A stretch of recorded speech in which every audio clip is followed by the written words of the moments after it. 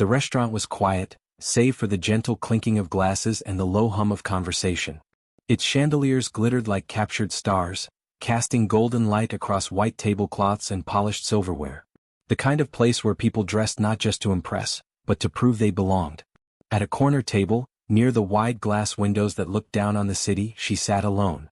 Dressed in a sleek black dress that hugged her frame with effortless grace, she looked composed, confident.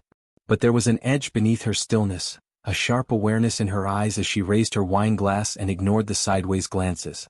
A black woman dining alone in a place like this, people always noticed. Some pitied, some judged, others wondered. She had learned to wear her solitude like armor. Tonight was no different until the atmosphere shifted. The heavy doors opened and a man entered. He was tall, broad-shouldered, with the kind of presence that silenced conversations without saying a word.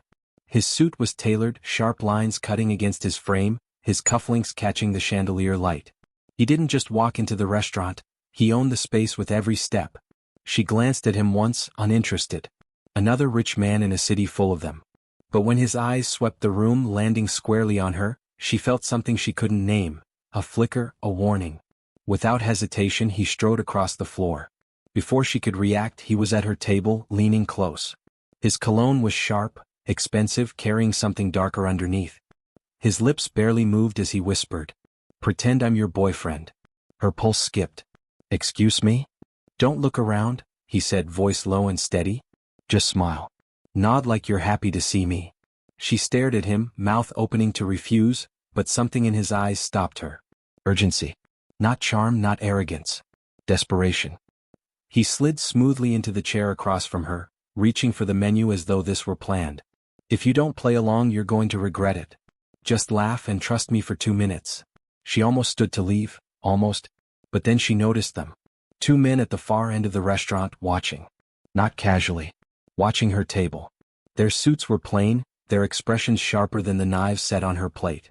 One of them muttered into a small device at his wrist. Her throat tightened. The stranger lifted her wine glass, swirling it with ease, playing the role of a man who belonged to her. His voice was calm, though his jaw was set. "Do it now. Laugh like I said something funny." She forced a small laugh, uncertain, but convincing enough to carry across the room. The men didn't move, but their gazes flickered as though recalibrating. "Good," he said quietly, almost to himself. Then he leaned forward, eyes locking on hers. "You just saved both of us." Her skin prickled. "Who are you?" she whispered. "You don't want to know." "Not yet." For a moment she forgot the stares of the restaurant, the pressure of the men across the room. All she saw was him, the billionaire stranger who had dropped into her quiet evening like a storm through glass. His composure was razor-thin, balanced on fear he refused to show. She exhaled, setting her fork down slowly. "You can't just sit at someone's table and—" "You were alone," he cut in, tone sharp but controlled. "And they don't go after people who are together. I needed cover. You were perfect." Her jaw tightened. "Perfect? I don't know you. I didn't agree to." "Too late," he said, flashing a convincing smile for anyone watching. "They already believe we're together." She glanced at the 2 men again. They were still staring, but less directly now, masks of patience settling over their faces. "Why are they following you?" she asked. He took a sip from her glass like they'd done this before. "Because they want me dead. And if you walk away now, they'll know I was lying. Which means they'll come after you too." Her stomach sank. The restaurant around her felt suddenly suffocating, every sound sharper, every face blurred except his. He leaned in once more, so close she felt the heat of his breath. "So, are you going to keep pretending, or are you going to risk both of us?" Her silence was answer enough. For the next 30 minutes, she played the role of a girlfriend she didn't know she had. They talked in low voices, the words meaningless but the act convincing. He reached across the table, touched her hand lightly, smiled at her with such precision it could have been rehearsed. And she matched it, every move calculated, every gesture designed for the eyes watching them. And yet, beneath the act, she began to notice things. The way his hand trembled ever so slightly when he lifted his glass. The way his gaze shifted to reflections in the window, monitoring, measuring. The way he never once let his back face the door. This wasn't just paranoia. This was survival. When the waiter came with the bill, he signed it without looking, sliding a black card across the table like it meant nothing. Then he stood, extending his hand to her. "Ready to go?" he asked, his voice carrying just enough warmth to convince anyone listening. Her heart pounded. She hadn't agreed to leave with him, but she understood the unspoken truth. Staying behind was more dangerous. The men would be waiting. She rose, slipping her hand into his. His grip was strong, grounding, but beneath it she felt the tremor of someone who had been running too long. As they walked toward the door, she dared one last glance back. The two men were already moving.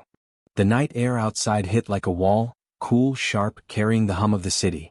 The street was alive with headlights and the blur of passing cars, but she barely noticed. All she could hear was the pounding of her heart as his grip on her hand tightened. "Don't stop walking," he murmured, steering her toward a waiting black car parked by the curb. The men from the restaurant had followed. She didn't need to turn around to know. She felt the heat of their presence, their steps mirroring hers. He opened the car door and guided her inside before slipping in beside her. The driver, a man in a dark cap, silent and unreadable, pulled into traffic without a word. For a moment, the stranger leaned back, exhaling like he'd been holding his breath for hours. Then, as if remembering her, he turned, eyes sharp again. "Thank you," he said quietly. Her laugh came out strained. "For what? Getting dragged into whatever this is? I didn't exactly volunteer." "You didn't have to. But you played it perfectly." She crossed her arms, pressing herself against the door. "Who are they? And what do they want with you?" He hesitated, studying her. For the first time, she noticed the flicker of conflict in his gaze, like someone used to keeping secrets but weighing whether to let one slip. "They're not police if that's what you're asking," he said finally. "And they're not friends. Let's just say they work for men who don't forgive debts. Men who think money buys everything, loyalty, silence, lives." She frowned. "You're a billionaire, aren't you? Why would you owe anything to men like that?" His jaw tightened. "Because some things money can't fix." The car swerved suddenly, taking a side street. His head snapped toward the driver. "Why did you turn here?" The driver didn't answer. Tension snapped like a wire. He reached inside his jacket, pulling a sleek pistol that gleamed beneath the passing streetlights. He pressed it to the back of the driver's seat. "Who are you working for?" The car lurched to a stop. Her breath caught as the driver raised his hands slowly, voice calm. "Relax. I'm with you." She blinked. "With him?" The stranger kept his weapon steady, but his shoulders dropped slightly. "Then why the detour?" "Traffic cameras ahead," the driver said. "They'll be watching." A long silence. Then finally the stranger lowered the gun. Her chest still heaved with adrenaline. "Are you insane?" she hissed.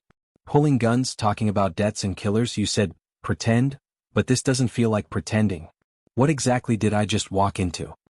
He turned toward her, his face shadowed in the glow of passing lights. "Something dangerous. Something I can't run from anymore. And now neither can you." Her mouth went dry. "You should have chosen someone else."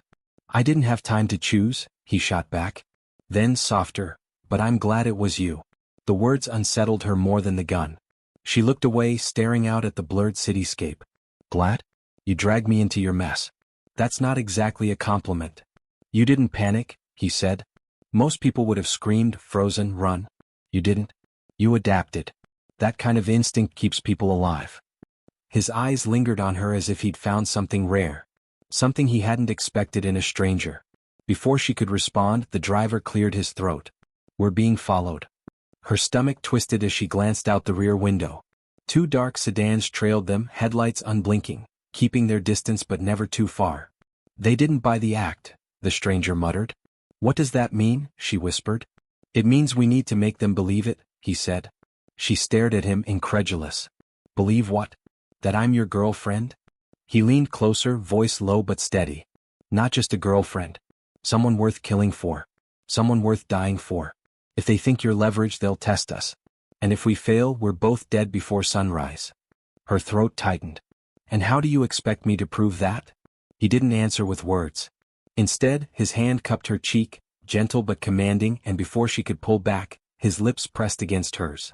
The kiss was sudden, sharp with urgency, but beneath the tension was something else, a depth she hadn't expected. For a moment she forgot the danger, the sedans, the gun. She only felt the weight of his touch, the heat of his mouth, the unspoken promise in the way he held her. When he pulled back, his breath was uneven, his eyes searching hers. "Like that?" he whispered. She swallowed hard, stunned, but didn't speak. The sedans kept following. The driver accelerated, weaving through traffic, but the cars matched every turn. The city lights flickered across her face as the stranger leaned forward, giving quiet instructions, his tone clipped, efficient. He was a man used to control, but she saw the cracks, the edge of exhaustion, the shadows under his eyes. Finally, the car slowed in front of a luxury hotel. The kind with gold-trimmed doors and doormen in crisp uniforms. He turned to her. "Stay close. Hold my hand. Smile." "And if I don't?" she asked, though her voice shook. "Then they'll know we're lying. And we won't make it through those doors." Her body trembled, but she forced herself to nod. They stepped out into the glow of the hotel lights. Cameras flashed from across the street, paparazzi hungry for a headline. Reporters shouted his name, though she hadn't even learned it yet. He smiled for them, dazzling and false, while his arm wrapped around her waist like they were the city's newest power couple. And she matched him, her smile flawless, her hand resting against his chest. The men in the sedans parked at the corner, watching. Inside, the lobby buzzed with wealth and whispers. Guests turned to stare, staff rushed to open doors, and the two of them walked as though they belonged, like their act was reality. But her mind raced. Who was this man? Why were killers chasing him? And how had one whisper over dinner dragged her into a world where pretending could mean the difference between life and death? At the elevator, he leaned close, his voice low, urgent. "You're in this now. They'll come again. But if you trust me, I can keep you alive." Her eyes locked on his. For the first time, she didn't see a billionaire or a stranger. She saw a man on the edge, fighting something bigger than himself. And whether she wanted it or not, she was already part of his war. The elevator doors closed, sealing them inside. The hunt had only just begun. The elevator ride stretched like an eternity, the soft hum of machinery filling the silence between them. She stood with her arms crossed, trying to mask the tremor in her chest. He leaned against the mirrored wall, outwardly calm, but she caught the tension in the set of his jaw, the subtle twitch of his fingers near his jacket where the gun rested. When the doors slid open onto the penthouse floor, he gestured for her to follow. The suite was everything she expected. Sprawling, lined with floor-to-ceiling windows, the city glittering beneath them. A table bore a half-empty bottle of champagne and 2 flutes, evidence that someone had been here before. "Sit," he said, shrugging out of his jacket. She didn't move. "No. Not until you tell me what's going on. Who those men are. Why you needed me." He dropped the jacket onto the sofa and turned to her, his eyes sharp but shadowed. "You really want the truth?" "Yes." He exhaled, dragging a hand through his hair. For the first time, he looked less like a billionaire carved from stone and more like a man on the edge of breaking. "My name is Marcus Hale. My father built Hale International, the shipping empire. You've probably seen the headlines about me, the so-called reckless son." She blinked. Recognition hit. She had seen his face in magazines, on tabloids, always tied to yachts, parties, scandals. But nothing like tonight. "I'm guessing those men weren't chasing you because of bad press," she said. Marcus gave a dry laugh. "No. A year ago, I discovered something inside my father's company. Smuggling. Weapons, drugs, you name it. The kind of business that funds private armies. I tried to stop it. They tried to silence me. And they'll kill you for it," she whispered. "They've been trying for months." His eyes darkened. "Tonight wasn't an accident. They knew where I'd be. That's why I needed cover. Why I needed you." Her stomach twisted. "So I'm what? A prop?" "No," he said firmly. "You're the reason we're still breathing. If you hadn't played along, they would have taken me from that restaurant. And you too, to make sure I stayed quiet." Her hands curled into fists. "I didn't ask for this." His voice softened. "I know. And I'm sorry." The apology caught her off guard. It was raw, sincere, unlike the polished mask he wore downstairs. Before she could respond, the lights in the suite flickered. "What? Twice?" Then darkness swallowed the room. Marcus moved instantly, pulling her down behind the sofa, gun drawn. "They found us." Her heart slammed. "How?" "They always find me." Glass shattered. A sharp crack of gunfire split the night. She ducked lower, hands clamped over her ears. Marcus fired back, his shots precise, controlled as shadows flitted across the window. "Stay down," he barked. She crawled closer, fear clawing at her throat. "There's no way out, is there?" "There's always a way out," he said, jaw set. Another shot rang out, striking the wall inches from her head. She gasped, panic threatening to consume her. Then Marcus's hand found hers, squeezing tight. "Look at me," he said, his voice cutting through the chaos. She forced her eyes to his. "Breathe. You're stronger than you think." Stay with me and we'll make it out. Something in his gaze steadied her. She nodded, breath shuddering but firm. He pulled her toward the kitchen where a narrow service door stood ajar. They slipped through just as another volley of bullets shredded the living room. The service stairs were dim, echoing with every hurried step. Her heels clattered, betraying them. Without hesitation, Marcus scooped her up, carrying her against his chest as he descended, his breath ragged but his grip unyielding. They burst into the parking garage below. His driver lay slumped over the wheel of the car, blood pooling beneath him. She froze, horror gripping her. Oh my God. Marcus yanked her back, shielding her from the sight. We can't stop. Not now. Gunfire erupted from behind. Run, he shouted. They sprinted between parked cars, bullets sparking against concrete. Marcus fired back, his arms steady even as they weaved through shadows. She stumbled, nearly falling, but his hand caught her, dragging her forward. Finally, they reached a motorcycle tucked behind a pillar. Marcus swung onto it, motioning for her to climb on. You've got to be kidding, she gasped. Unless you want to stay here and die, get on. With no choice, she wrapped her arms around him, pressing close as the engine roared to life. The bike shot forward, tires screeching against the pavement, as headlights flared behind them, two black sedans giving chase. The garage ramp spilled them into the city streets. Neon lights streaked past, horns blaring as Marcus wove between cars with impossible precision. She clung to him, every swerve threatening to fling her into darkness.